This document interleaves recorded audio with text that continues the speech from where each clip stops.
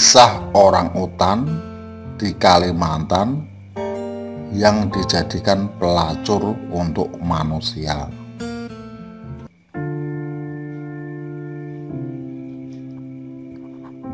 Kisah mengerikan tentang orang utan betina di Kalimantan yang dijadikan pelacur di sebuah rumah bordir.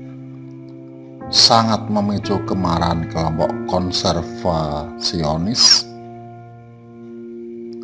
Layaknya manusia, hewan itu dipekerjakan untuk berhubungan seks dengan para pria.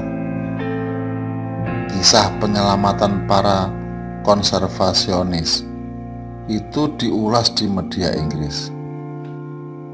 Sebelum diselamatkan, orang utan bernama Pony dirantai dan digunakan sebagai pelacur di sebuah rumah bordir di Karangpangi, Kalimantan Tengah. Namanya adalah Pony, orang utan yang malang. Pony diambil dari hutan di Kalimantan saat masih bayi. Hewan itu kemudian dibesarkan. Pony dicukur setiap hari dan berulang kali diperkosa oleh para pria yang mengunjungi di rumah bordir.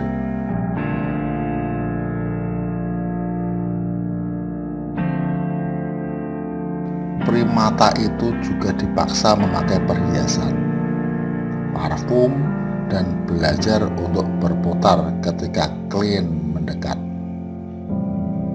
Sekarang, di tangan para penyelamatnya, Pony masih mengalami trauma hebat.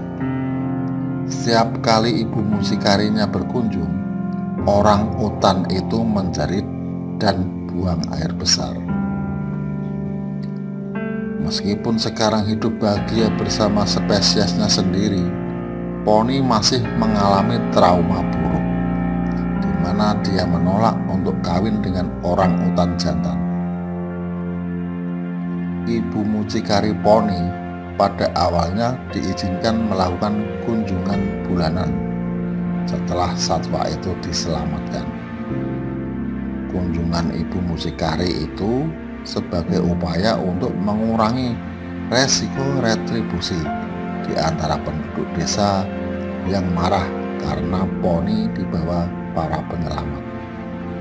Michelle Desilet yang menjadi Direktur Borneo Orangutan Survival Foundation atau BOSF Inggris ketika Pony diselamatkan mengatakan bahwa kasus Pony sangat unik, di mana reaksi warga lokal menolak upaya penyelamatan satwa tersebut. Pony adalah seorang kasir dan mendapatkan banyak uang dari desa itu. Seluruh desa tidak mau membiarkannya pergi, kata Desilet. Mereka ingin orang datang, dalam hal ini pria dari ladang, dan menghabiskan uang untuk mereka, ujarnya. Pemilik Pony, ibu rumah bordir, menjerit ketika kami membawanya pergi. Lanjut Desilet. Semua orang kesal. Mereka benar-benar mencintainya dengan cara mereka sendiri yang tidak tahu apa-apa. Teman saya, Lone, yang menyelamatkan Pony, harus membawa 30 perwira tentara ketika Pony diambil. Setelah itu, ibu rumah bordir mengunjungi Pony yang diatur secara bulanan untuk mengurangi resiko retribusi. Tapi setiap kali Pony melihatnya, dia akan menjerit-jerit dan buang air besar lagi dan lagi.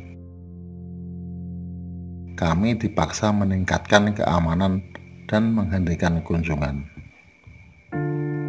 Apa yang dialami Pony adalah temuan dari tren berbahaya, di mana hewan-hewan diambil dari habitat alami dan mereka dijadikan sebagai hewan peliharaan. Pada akhir tahun 90-an, banyak orang utan yang diselamatkan dari tempat tinggal pribadi.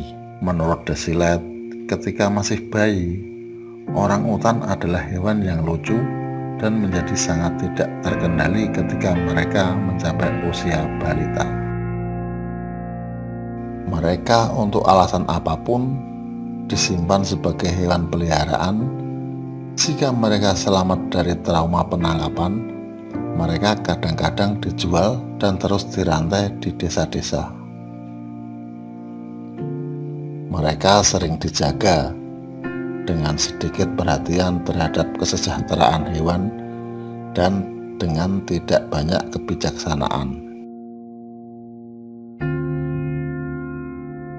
15 tahun sejak diselamatkan, tahun 2003, poni sekarang dalam keadaan sehat dan pendidikannya setara dengan universitas.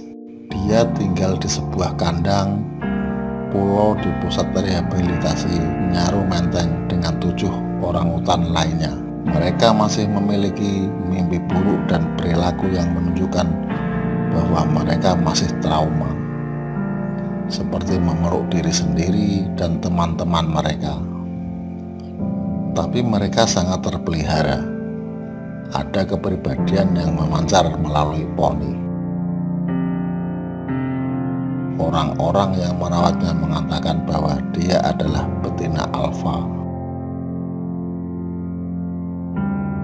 Dia tidak menginginkan pacar, biasanya jantan yang membuat panggilan untuk kawin, tetapi dia tidak akan memilikinya. Meskipun aman dan bahagia, poni tidak akan pernah sepenuhnya diperkenalkan kembali ke alam liar, karena tahun-tahun paling informatifnya dihabiskan di tempat yang mengerikan dan kejam. Demikian kisah sedih poni orangutan di Kalimantan yang dijadikan pelacur untuk melayani manusia. Sungguh tragis.